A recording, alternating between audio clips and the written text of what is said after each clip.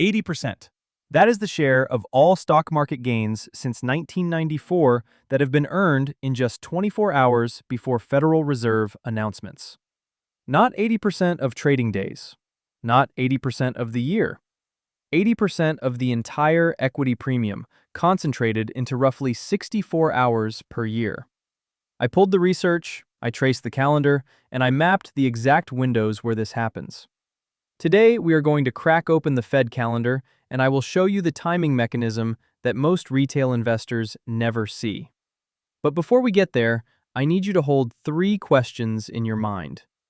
First, who exactly benefits when markets move before an announcement that is supposed to be secret? Second, what is the real trigger behind these moves? Because the headlines will tell you it is about interest rates, but that is only the surface. And third, what hidden metric are institutions watching that tells them when to position before the rest of the market catches on? By the end of this investigation, those 3 doors will open, and what you find behind them might change how you think about every Fed meeting going forward. Let me start with the headline everyone saw this week. Markets are pricing in an 89% probability of a rate cut at the December meeting. The Fed meets December 9th and 10th. Chair Powell and his colleagues will announce their decision at 2 p.m. Eastern on Wednesday. But here is the first clue that something deeper is happening. The market started moving days before the announcement window. Treasury yields shifted, equity futures drifted higher, and the positioning data shows large players adding exposure. The question is not whether the Fed will cut. The question is why markets seem to know the direction before the decision is made public. This channel exists to surface these patterns before they become consensus. If you want to understand how the calendar itself creates trading opportunities, this is where that work happens. Now let me lay out the 5 evidence cards we are going to examine. Card 1 is the pre-announcement drift, the documented phenomenon where stocks rise in the 24 hours before Fed announcements. Card 2 is the FOMC cycle pattern, where returns cluster in specific weeks relative to the meeting schedule. Card 3 is the blackout period, the window when Fed officials cannot speak publicly and what that silence reveals. Card 4 is the current setup, December 2025, and what the positioning data tells us about smart money expectations. Card 5 is the historical echo, because this pattern has repeated for 3 decades, and understanding why tells you where to look next. Let us start with Card 1. In 2011, 2 researchers at the New York Federal Reserve published a paper that should have made front-page news, but instead stayed buried in academic journals. David Luca and Emmanuel Munch documented something remarkable. Since 1994, when the Fed started announcing its decisions at scheduled times, the S&P 500 has averaged 49 basis points of gains in the 24 hours before FOMC announcements. On every other day, average returns were essentially 0. Think about what that means. There are roughly 250 trading days in a year. The Fed meets 8 times. If you only held stocks during the 24 hours before those 8 announcements, you would have captured more than 80% of all the returns the market generated. The Sharpe ratio for that strategy was above 1.1, which in finance terms is extraordinary. Most hedge funds would sacrifice significant assets to achieve that consistency. But here's the part nobody was supposed to notice. These returns happen before the announcement, not after. Not in reaction to the news, before anyone outside the Fed building is supposed to know what the decision will be. Let me be clear about what we are not saying. We are not claiming there is a coordinated leak, or that specific individuals are trading on inside information. The researchers themselves explored multiple explanations and found none that fully explain the anomaly. What we are saying is that the pattern exists, it is statistically significant, and it has implications for how you think about market timing around Fed events. Now here is where the story gets more interesting. Remember door 2, the question about the real trigger? The pre-announcement drift is not just about the 24 hours before the meeting. It is part of a larger cycle that spans the entire period between meetings. This brings us to card 2. In 2019, Anna Cieslak, Adair Morse, and Annette Vissing Jorgensen published research in the Journal of Finance that extended the original findings. They discovered that stock returns follow a predictable pattern across the full FOMC cycle. Week 0 is the 5 days starting from the day before the announcement. Week 2 is days 9 through 13 after the meeting. Week 4 is days 19 through 23.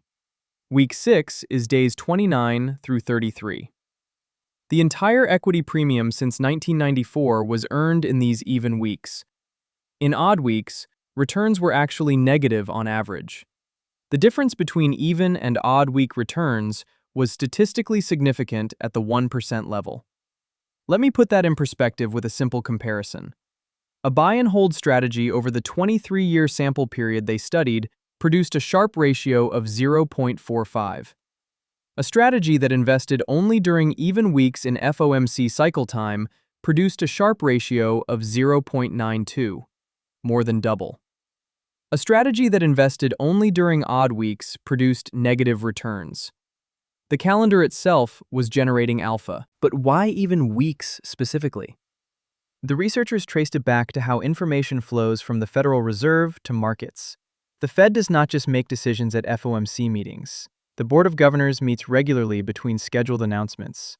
After 2001, these board meetings tended to occur on a bi-weekly schedule that aligned with even weeks in FOMC cycle time. Fed funds futures prices, which reflect market expectations of policy changes, declined on average during even weeks, suggesting that unexpectedly accommodating news was reaching the market during those periods. This is where the investigation gets sensitive. Drop a comment with one word, either calendar or coincidence, to tell me what you think is driving this pattern. I will reveal the consensus view at the end. The researchers found evidence of systematic informal communication between Fed officials and the media and financial sector. They could not identify specific leaks, but the statistical pattern was consistent with information flowing to markets in a structured, predictable way. Let me pause here to share something that connects to what we just covered. The even week pattern also aligns with how the Fed's internal processes work. The Board of Governors holds meetings where they review economic conditions, discuss policy options, and sometimes make decisions about the discount rate that regional Fed banks charge member institutions. After 2001, these board meetings tended to cluster in even weeks relative to FOMC announcements. This is not coincidental. The Fed's decision-making process generates information continuously, not just at the scheduled FOMC meetings. Staff prepare briefings, members discuss their views, economic projections get updated. All of this happens between meetings, and research suggests that news of accommodating sentiment tends to reach markets during even weeks when this internal activity peaks. The trading strategy implication is stark. If you held stocks only during even weeks from 1994 to 2016, you would have earned the entire equity premium with half the time in the market. If you held only during odd weeks, you would have lost money. The calendar was sorting returns more efficiently than most active managers could dream of achieving. Now let me address the skeptic corner, because this is where good analysis gets tested. The objection goes like this. Maybe the pre-FOMC drift and the even week pattern were just statistical artifacts, data mining that found patterns in historical noise. Maybe the effects have disappeared now that they are widely known. Here is the fact against the thesis. Some research published in 2020 found that the pre-FOMC drift had weakened in recent years, particularly after the Fed introduced press conferences in 2011. The pattern became concentrated around meetings with press conferences rather than all meetings. But here is how that objection becomes a clue. The weakening of the drift corresponded with changes in Fed communication policy. When the Fed added press conferences, it changed the information dynamics. The pattern did not disappear, it migrated to the meetings where the most information was being released. And in the current environment, with the Fed holding press conferences at every meeting and releasing detailed economic projections 4 times a year, the information-dense events have multiplied. The December meeting we are approaching is one of those projection meetings. Summary of economic projections. The dot plot showing where each FOMC member thinks rates should go. Updated forecasts for growth, unemployment, and inflation. This is an information-rich event. Exactly the type that the research suggests should show the strongest pre-announcement effects. Now let us move to card 3, the blackout period, because this is where the timing mechanism becomes visible. Federal Reserve policy prohibits FOMC participants and staff from expressing views about monetary policy during a specific window around each meeting. The blackout period begins at midnight Eastern Time on the Saturday that falls 10 days before the meeting. It ends at midnight Eastern Time on the Thursday after the meeting. For the December 2025 meeting, the blackout period started November 29th and runs through December 11th. During this window, Fed officials cannot give interviews, make speeches, or communicate publicly about policy. The stated purpose is to prevent market-moving comments in the sensitive period before decisions are made. But here is the paradox. The blackout period itself has become a trading signal. When Fed officials go silent, the market loses one source of information, but the silence is not uniform. Officials can still participate in certain activities. They can attend board meetings. They can communicate with each other. They can review data. The blackout rules explicitly allow communication with international institutions like the Bank for International Settlements. What cannot flow outward can still flow within the system, and the market apparently prices in what that internal flow might reveal. Let me explain how this shows up in the data. In the weeks before the blackout, Fed officials often give speeches that markets interpret for hints about the upcoming decision. The last speech before the blackout carries extra weight because it is the final public signal. For this December meeting, New York Fed President John Williams gave comments before the blackout, suggesting he supported a further adjustment in the near term. Bank of America economists noted that the market shifted expectations after Williams spoke. Before his comments, the probability of a December cut was around 30%. After, it climbed toward 90%. The timing matters. Once officials go silent, the market cannot get additional public guidance. Whatever expectations have formed during the pre-blackout period tend to persist through the announcement. Unless, of course, some market participants have access to information flows that continue even when public communication stops. This is not an accusation, it is an observation about market structure. The pre-announcement drift suggests that somebody is positioning before the news. The blackout period suggests when the final public signals will arrive. The combination creates a window where informed positioning could theoretically occur. I track these calendar windows and their market implications on an ongoing basis. When I release the full FOMC cycle calendar for 2026 next month, subscribers will see exactly which weeks have historically generated returns and which have been flat or negative. Now let us apply this framework to card 4, the current setup. December 2025 is shaping up to be one of the most interesting Fed meetings in recent memory, and the calendar dynamics are contributing to that.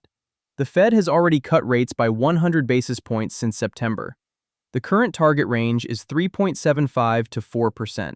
Market expectations as of this week show an 89% probability of another 25 basis point cut. But here is what makes this meeting different. The economic data has been mixed. The November ADP employment report showed the largest decline in more than 2.5 years, with private payrolls falling by 32,000. Weekly jobless claims dropped to 191,000, the lowest since September 2022. The ISM Services Index rose to a 9-month high. Inflation remains above the Fed's 2% target, but price pressures appear to be moderating. The Fed is trying to balance a cooling labor market against sticky inflation, exactly the environment where their forward guidance becomes most valuable and most scrutinized. And there is another factor that changes the calculus for this particular meeting. President Trump has reportedly selected Kevin Hassett, the National Economic Council Director, as his likely choice to succeed Powell as Fed chair. The announcement is expected in early 2026. Hassett is seen as likely to support more aggressive rate cuts, aligning with the administration's push for lower borrowing costs. This introduces a new variable into the Fed's decision matrix. How do current FOMC members position policy, knowing that their chair may change, and that the new chair might have different priorities? The market is pricing not just the December decision, but the expected policy path under potential new leadership. The 2-year Treasury yield is now trading above the current Fed funds rate, which historically has been a signal that markets see more cuts coming but are uncertain about the pace. Consider what this means for the information dynamics around the December meeting. FOMC members know that their decisions are being evaluated not just on their immediate merits, but on how they position the Fed relative to a potential leadership change. Some members may want to demonstrate independence from political pressure. Others may want to set policy on a trajectory that limits what a new chair could change quickly. The dot plot from this meeting will show where each member thinks rates should go over the next 3 years. If there is unusual dispersion in those dots, if members are projecting very different policy paths, that would signal internal disagreement about how to navigate the transition. Markets will parse every nuance of that dispersion because it reveals the range of possible futures the Fed itself is contemplating. There is another layer to consider. The Fed's balance sheet is still being reduced through quantitative tightening. Treasury securities and mortgage-backed securities are rolling off the Fed's holdings, which puts upward pressure on longer-term yields. The pace of this reduction affects financial conditions independent of the policy rate. At the December meeting, there may be discussion about whether to slow or pause this runoff, particularly if financial conditions tighten more than expected. Any hint about balance sheet policy would be a second source of market-moving information beyond the rate decision itself. Now let me give you a framework you can use to track this yourself. You can understand this in 30 seconds. The FOMC calendar creates predictable windows of elevated market sensitivity. Even weeks in FOMC cycle time have historically generated positive returns. The blackout period removes public Fed communication, but does not stop internal information processing. Pre-announcement positioning shows up in the data days before the official decision. And the December meeting is an information-dense event with projections, dot plots, and a press conference. Exactly the setup that research suggests should show the strongest effects. The practical question is what this means for your approach to these events. Let me break down the specific windows you should track for the December meeting. The blackout period started November 29th, meaning officials went silent about 2 weeks before the announcement. Any positioning changes that occurred after that date are happening without the benefit of fresh public Fed guidance. The pre-announcement window, as defined by the research, begins roughly 24 hours before the 2 p.m. announcement on December 10th. That means, by the morning of December 10th, the pre-FOMC drift should already be in motion if the historical pattern holds. The post-announcement reaction typically plays out in the hours immediately following the decision and then through Powell's press conference, which starts at 2:30 p.m. The minutes from this meeting will be released 3 weeks later, on January 8th, providing another opportunity to parse the Fed's thinking and potentially move markets again. If you overlay the even week pattern, we are currently in the final days of the current FOMC cycle. The next cycle begins with this week's announcement and resets the even and odd week counting. Understanding where you are in the cycle helps calibrate expectations for the next several weeks of market action. I want to show you one more pattern that ties everything together. Remember that strange detail I mentioned at the beginning? The statistic about 80% of returns coming in 64 hours per year? Let me add the twist. The researchers found that the pre-FOMC drift was not significantly different between meetings where the Fed cut rates versus meetings where the Fed raised rates. The market drifted upward before both types of announcements. It was not predicting the direction of the decision. It was responding to the presence of information being processed and perhaps shared. The drift also appeared in international markets. The French CAC 40, the German DAX, the UK FTSE, the Swiss SMI, all showed statistically significant pre-FOMC returns, even though those markets close before the Fed announcement is made. Information about U.S. monetary policy was reaching global markets before it was officially released. This international dimension reveals something important about how the financial system processes Fed information. European markets open hours before U.S. markets. If those markets are showing abnormal positive returns on the day of a Fed announcement, It means that trading decisions are being made based on expectations formed before the American market even opens. The research estimated pre-FOMC return premiums ranging from 29 basis points in Switzerland to 52 basis points in France. These are not trivial numbers. Over a full year of 8 FOMC meetings, those premiums compound into meaningful additional return, available to anyone who understood the calendar and positioned accordingly. What mechanism could explain European stocks rising on US Fed announcement days when the announcement has not happened yet and the European market will close before it does? The researchers could not definitively answer this question, but the pattern is consistent with information reaching global financial centers through channels that operate faster than official announcements. This brings us back to the uncomfortable reality that the research documents without fully explaining.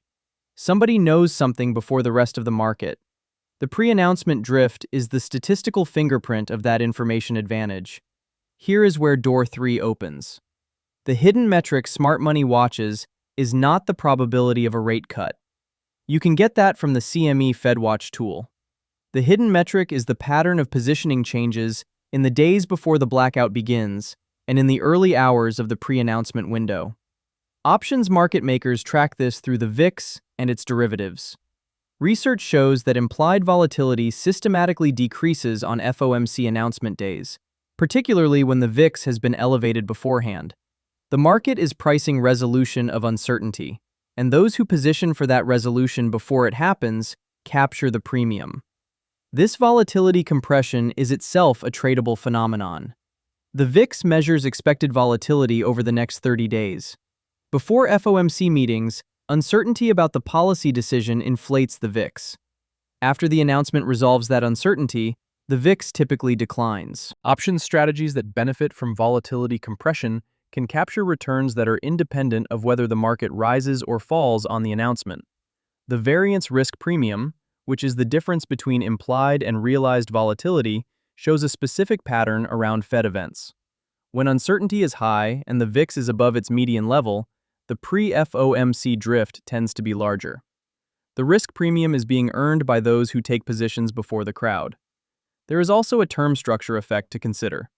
Options expiring immediately after FOMC meetings trade at a premium relative to options expiring slightly later.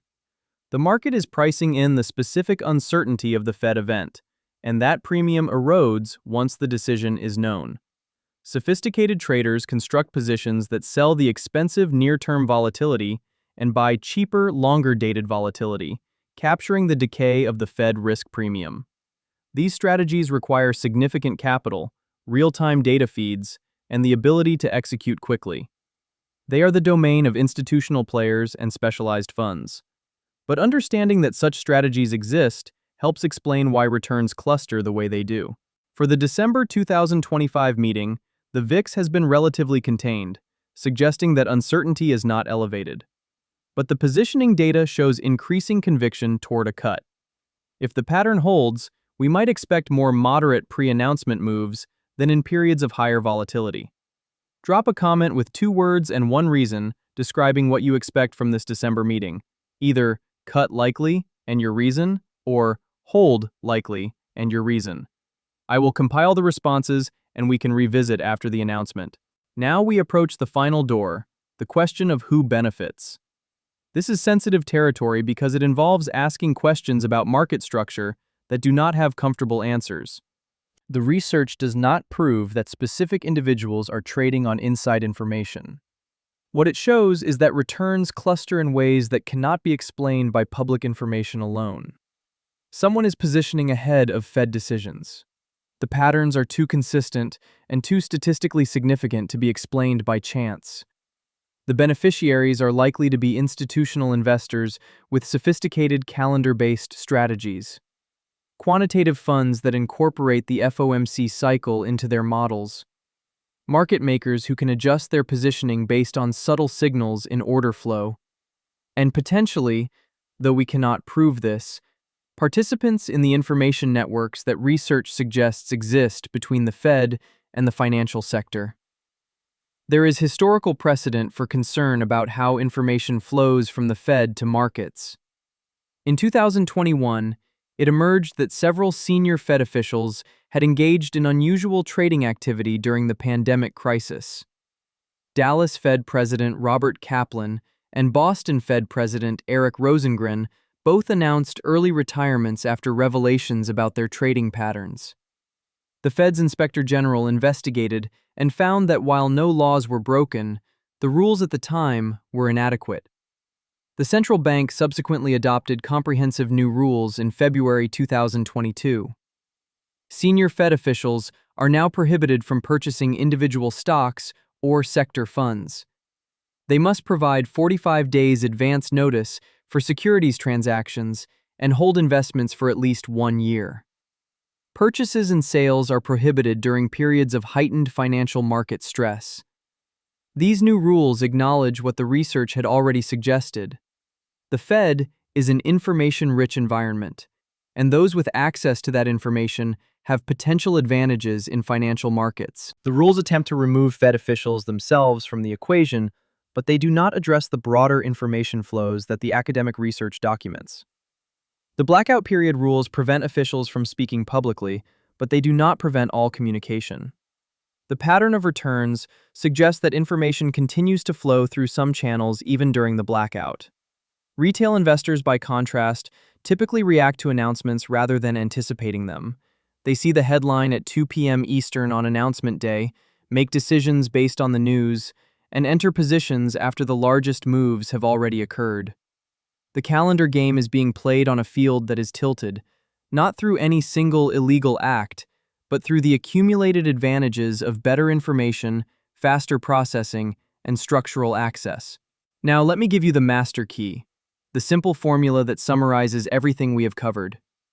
Fed timing equals calendar plus information plus positioning. The calendar tells you when to pay attention, even weeks in FOMC cycle time, and the 24 hours before announcements. The information tells you what is being processed, not just the rate decision, but the projections, the dots, the statement language, and the press conference tone. The positioning tells you who is already there, visible through options flow, futures positioning, and the pre-announcement drift itself. If you track all three, you see the game before the move is made. Now here is the false resolution that I need to address. You might think the play is simple.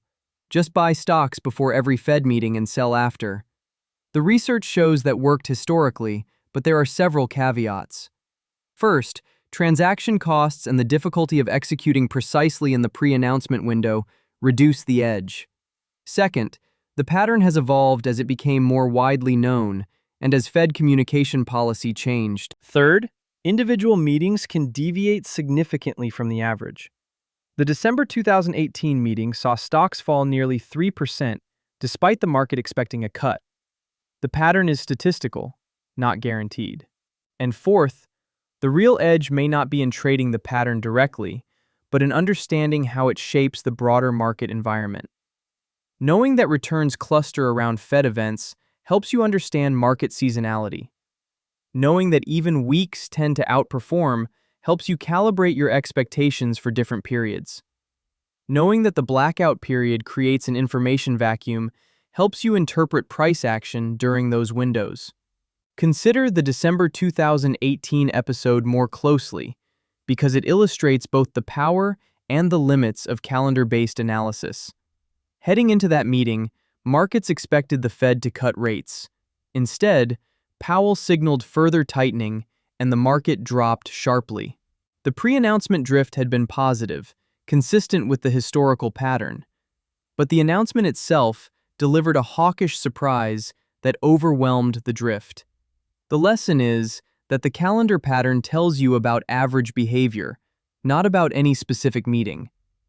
When the Fed genuinely surprises the market, the surprise effect dominates. The calendar is a lens for understanding normal conditions, not a guarantee against abnormal outcomes. With that caveat in mind, the current December setup looks relatively normal. Expectations are strongly anchored toward a cut. Fed officials signaled support for easing before the blackout began.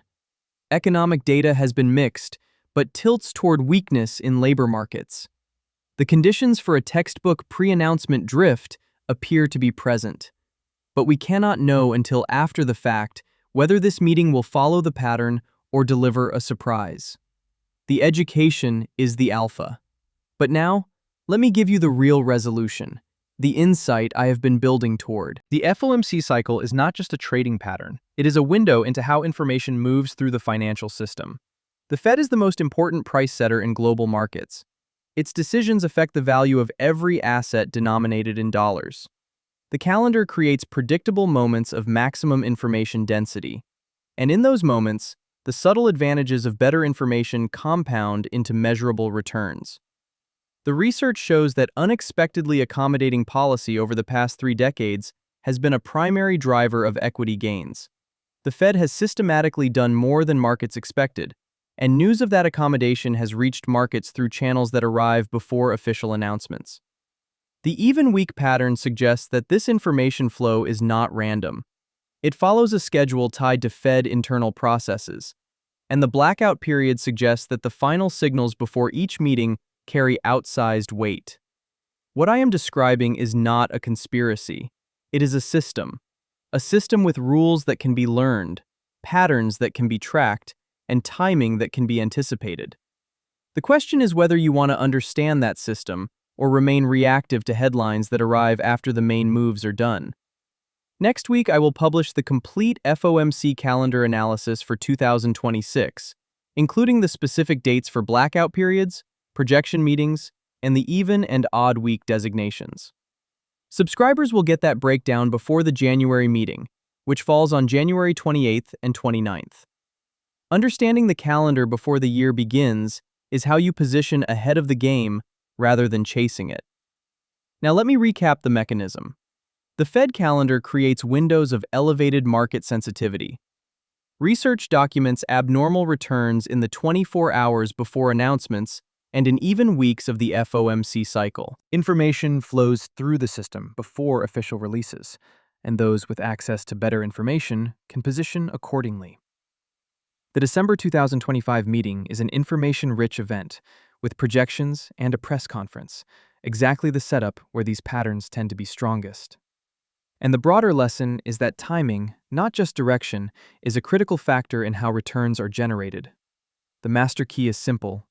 The calendar is the map. Once you can read it, you see the structure that most investors miss. The pre-announcement drift, the even week returns, the blackout period dynamics. These are not random. They are features of a system designed to process and distribute information on a predictable schedule. Those who understand the schedule have an advantage. Those who do not react to news that others have already traded. Remember that statistic from the opening. 80% of stock market gains since 1994 earned in 64 hours per year. That concentration of returns is not an accident. It is the signature of information flowing through specific channels at specific times. The question I leave you with is this. Now that you see the calendar, where will you be positioned the next time those 64 hours arrive? This is not financial advice. It is education and pattern recognition. The data comes from published academic research and official Fed sources. What you do with this understanding is your choice. But the pattern exists whether you see it or not. And once you understand how timing shapes returns, the market never looks quite the same again.